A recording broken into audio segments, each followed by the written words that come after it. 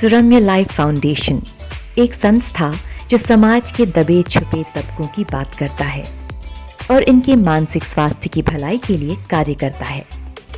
इसी संस्था के द्वारा भारत स्थित हाई कमीशन ऑफ कनाडा के सहयोग से लखनऊ में क्वीर ईद नाइट, एक रात सहस्त्र इंद्रधनुषों की के नाम से एक कार्यक्रम आयोजित किया गया। ये जला दे दिलों में चिंगारियां।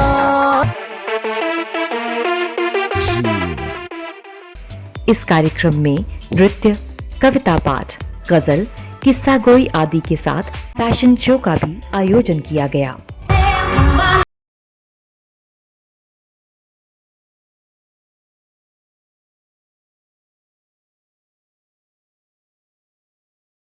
कार्यक्रम का उद्देश्य LGBTQIA+ के बारे में समाज में जागरूकता पैदा करने के साथ ही एक समुदाय के सदस्यों का विश्वास बढ़ाने और उन्हें एक मंच प्रदान करने का था, जिसके माध्यम से वे कविता पाठ, गजल और नृत्य प्रदर्शन कर अपनी प्रतिभा को दिखा सकें। फाउंडेशन के निदेशक शलभ रस्तोगी ने बताया कि LGBTQIA+ अर्थात lesbian, gay, bisexual, transgender, queer, intersex, asexual और अन्य वर्ग के लोगों ने इन कार्यक्रमों में शामिल होकर अपनी प्रतिभा का प्रदर्शन किया। इस कार्यक्रम में मानसिक और भावनात्मक स्वास्थ्य तथा आउट एंड प्राउड विषय पर 2 पैनल चर्चाएं भी कराई गईं। इसमें मनोचिकित्सकों सहित विशेषज्ञों ने समुदाय द्वारा सामना करने वाले मानसिक एवं भावनात्मक मुद्दों पर विचार विमर्श किया गया। सुरम्य लाइफ फाउंडेशन के निदेशक शलभ रस्तोगी ने द यूनाइटेड वार्ता UVTV के मैनेजिंग एडिटर से बातचीत में और जानकारी दी। आइए सुनते हैं। शलभ, आपका बहुत बहुत स्वागत है। धन्यवाद। शलभ, सबसे पहले द यूनाइटेड वार्ता UVTV के दर्शकों को ये बताएं कि ये NGO या ये संस्था क्या है और इसका उद्देश्य क्या है और ये किस तरह के लोगों की बात करता है। सबसे पहले तो मैं ये बताना चाहूंगा, इस संस्था का नाम सुरम्य लाइफ फाउंडेशन है जी। ये एक NGO है, लखनऊ बेस्ड NGO है। ओके। बेसिकली हमारा जो टैगलाइन है या जो इस संस्था का मोटिव है वो है mental and emotional health for individuals. लोगों की मानसिक और भावनात्मक स्वास्थ्य के ऊपर हम लोग काम करते हैं और हमारी टैगलाइन भी यही कहती है कि where mental and emotional wellbeing matters.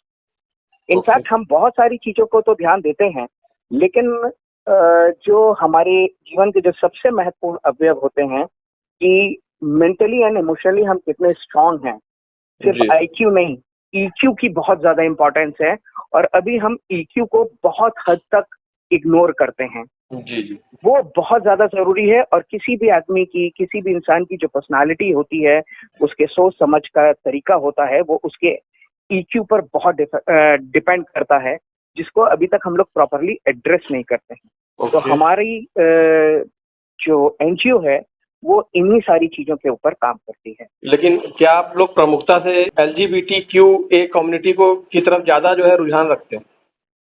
ऐसा है कि हमारा जो है वो मेंटल एंड इमोशनल हेल्थ के लिए है और उसमें कई सारे वर्टिकल्स हैं। वर्टिकल्स मतलब एक में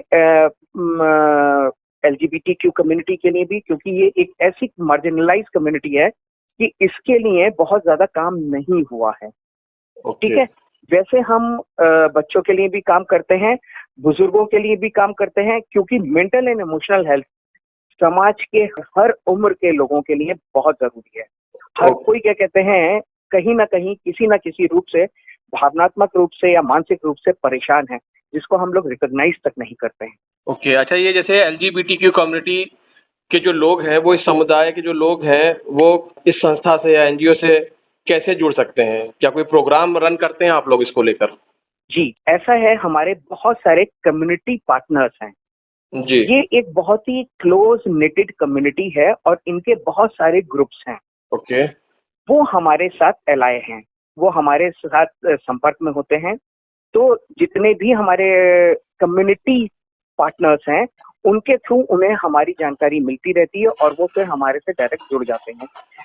इसमें कम्युनिटी पार्टनर्स के साथ साथ हमारा एक हेल्पलाइन नंबर भी है, जो माउथ ऑफ स्प्रेड से सब जगह पहुंचा हुआ है, और ये कम्युनिटी में एक से दूसरे, दूसरे से तीसरे, तीसरे से चौथे पर जाता है। प्लस हम लोग कुछ इसी तरीके के इवेंट्स करते हैं जिससे लोगों को इसके बारे में जानकारी मिलती है, क्योंकि वो मीडिया में, सोशल मीडिया में, प्रिंट मीडिया में, इलेक्ट्रॉनिक मीडिया में आता है, जो अभी बहुत सशक्त माध्यम बन चुका है सोशल मीडिया। मैं बीच में रोकना चाहूंगा। जैसे मैंने देखा, जैसे आपने इवेंट की बात करी, तो मैंने जो देखा है वो ये इवेंट जो है ज्यादातर महानगरों तक ही सीमित रह जाते हैं। वहां पर तो इस विषय पर खुलकर बात होती है, लेकिन जैसे जो छोटे शहर हैं वहां पर लोगों का दृष्टिकोण जो है वो इसके लिए अलग है। लोग वहां पे बातों को छुपाते हैं, ऐसी खुल के बात नहीं करना चाहते हैं। तो वहां तक आप कैसे पहुंचेंगे? जी, एक्चुअली क्या कहते हैं, सोशल मीडिया के माध्यम से हम छोटे और बड़े सारे शहरों से जुड़े हुए हैं। दूसरी चीज ये है कि जैसे अभी हमने ये प्रोग्राम कराया था, तो हमने सोशल मीडिया के माध्यम से कई सारे फॉर्म्स, जैसे वॉलंटियरिंग के लिए, पार्टिसिपेशन के लिए अपलोड किए थे। तो उसमें छोटी छोटी जगह से, हमारे यहाँ बस्ती से, कानपुर से, इलाहाबाद से, आसपास के जिलों से भी लोग आए थे, जहाँ माउथ ऑफ स्प्रेड से वहां तक बात पहुंची। उन्होंने उस फॉर्म को, डिफरेंट सोशल मीडिया से वो फॉर्म्स उनको मिले, उन्होंने भरे, और वो स्वयं यहाँ पर वॉलंटियरिंग भी की और खुद यहाँ पर परफॉर्म करने भी आए।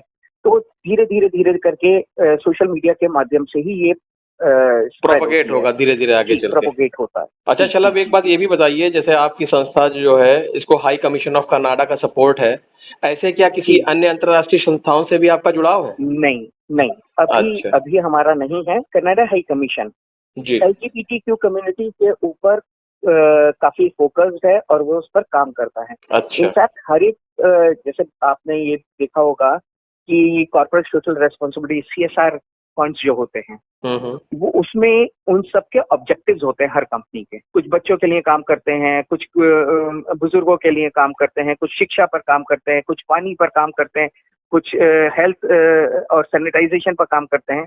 तो हर एक कंपनी के अपने अपने होते हैं, लेकिन LGBTQ के ऊपर काम करने वाले बहुत लिमिटेड लोग हैं।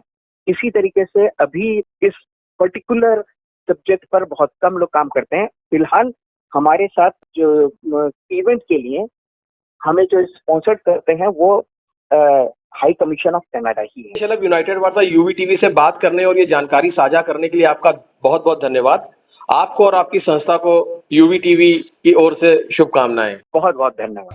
द यूनाइटेड वार्ता UV TV से जुड़े रहें और इसे लाइक, शेयर, सब्सक्राइब करें। ये जला दे दिलों में चिंगारी।